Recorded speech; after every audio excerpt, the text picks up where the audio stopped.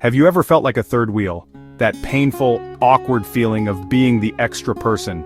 It's a feeling of not truly belonging, of being on the outside looking in.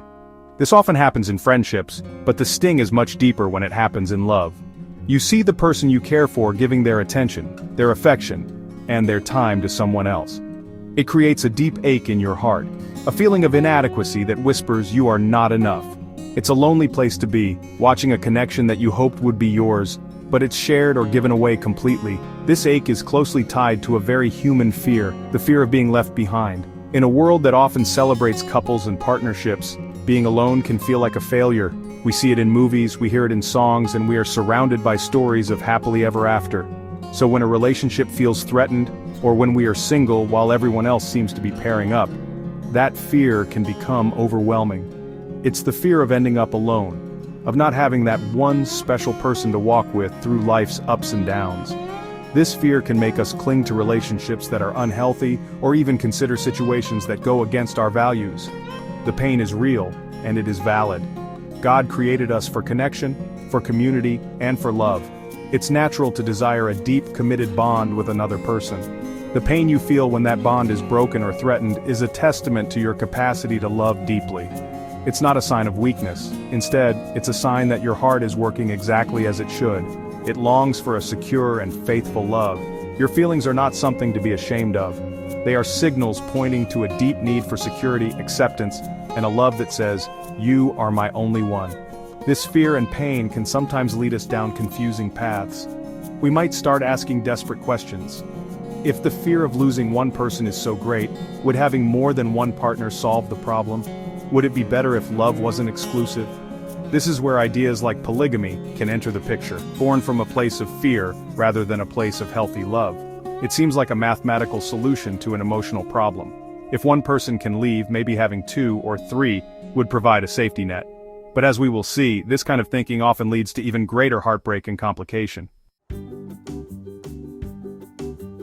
You might be tempted to think that polygamy, or having multiple spouses, is a solution to the fear of abandonment. The logic seems simple on the surface. If you have more than one partner, you will never be truly alone.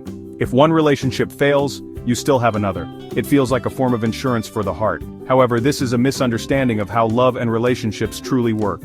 Love is not about collecting people to fill a void. It is about a deep, unique, and committed connection. True security in love doesn't come from having backups. It comes from the trust and faithfulness shared between two people who have chosen each other above all others. In the context of the Philippines, the law is very clear for the majority of the population. The family code explicitly defines marriage as a special contract of permanent union between a man and a woman. This means that for non-Muslim Filipinos, entering into a second marriage while a first one is still valid is against the law. This is called bigamy, and it is a crime. The law is designed this way to protect the sanctity and stability of the family as the basic unit of society. It recognizes that a committed, monogamous relationship provides the most stable environment for both the couple and their children. The law itself tells us that more is not better, it's illegal. Beyond the legal reasons, we must look at the emotional and spiritual impact. A heart divided cannot love fully. Imagine trying to give your whole self to more than one person. It's simply not possible. This division often leads to jealousy, competition, and constant insecurity. Instead of curing the fear of being left behind, it multiplies it. Now you have to worry about multiple relationships and the complex dynamics between everyone involved. It creates a household not of peace, but of constant emotional turmoil. God's design for marriage is one of unity, two becoming one. Polygamy is a design of division, splitting one's heart, time, and commitment. So polygamy is not the answer. It is a false solution that promises security but delivers chaos. It goes against the law of the land and, more importantly, the law of the heart. The security you are looking for cannot be found by adding more people into your life. It can only be found by building a strong, healthy, and faithful foundation with one person, based on mutual respect and unwavering commitment. And most of all, it begins with finding your security not in another person, but in a love that never fails, a love that comes from God. True fullness comes from depth, not numbers. When we talk about infidelity and multiple partners, it's important to know the specific legal terms used in the Philippines because they are not the same. Let's start with polygamy. As we've discussed, this is the act of having more than one spouse at the same time. The crime here is not the affair itself, but the act of entering into a second or subsequent marriage contract while a prior marriage is still legally existing. This is a serious offense under the revised penal code, and it is called bigamy.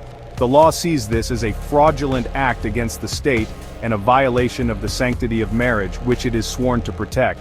Next, we have adultery and concubinage. These terms both deal with infidelity within a marriage, but they are defined differently and, unfortunately, have been applied with a historical bias. Adultery is a crime committed by a married woman who has sexual intercourse with a man who is not her husband. The man who has relations with her is also criminally liable if he knows she is married. Notice that a single act is enough to file a case. The law was constructed with a higher standard for the wife, reflecting an older view of protecting family lineage. Concubinage, on the other hand, is committed by a married man. However, the requirements to prove it are much harder. It's not enough for the husband to have a single act of infidelity. To be charged with concubinage, he must do one of three things: keep a mistress in the family home, have sexual intercourse with another woman under scandalous circumstances, or cohabit with her in any other place. As you can see, the law makes it more difficult for a wife to file a case against her unfaithful husband compared to the other way around.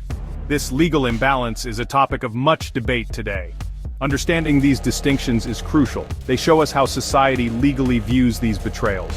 While polygamy is about illegal marriage contracts, adultery and concubinage are about the violation of marital faithfulness.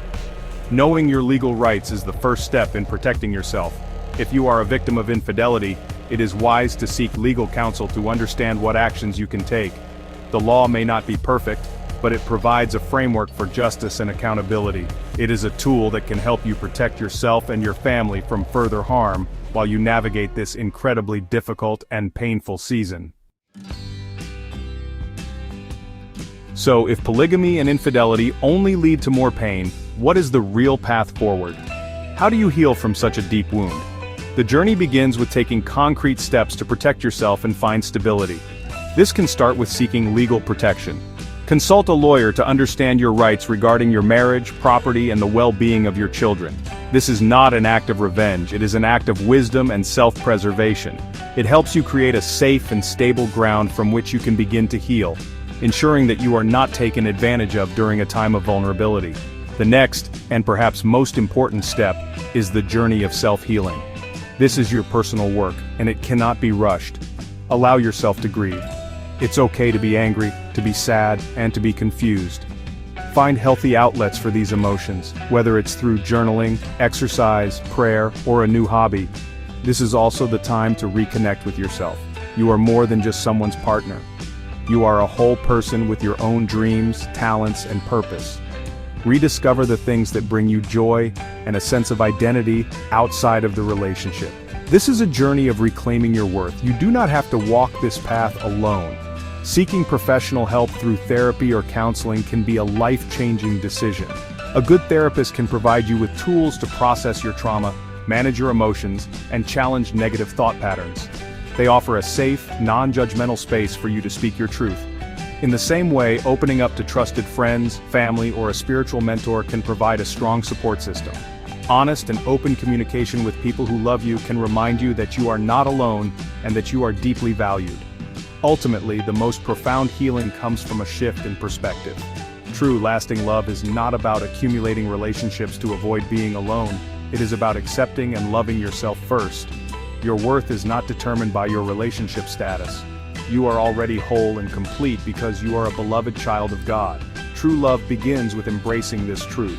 From that place of self-acceptance and inner security, you can build healthier relationships in the future, or find complete fulfillment in your own journey.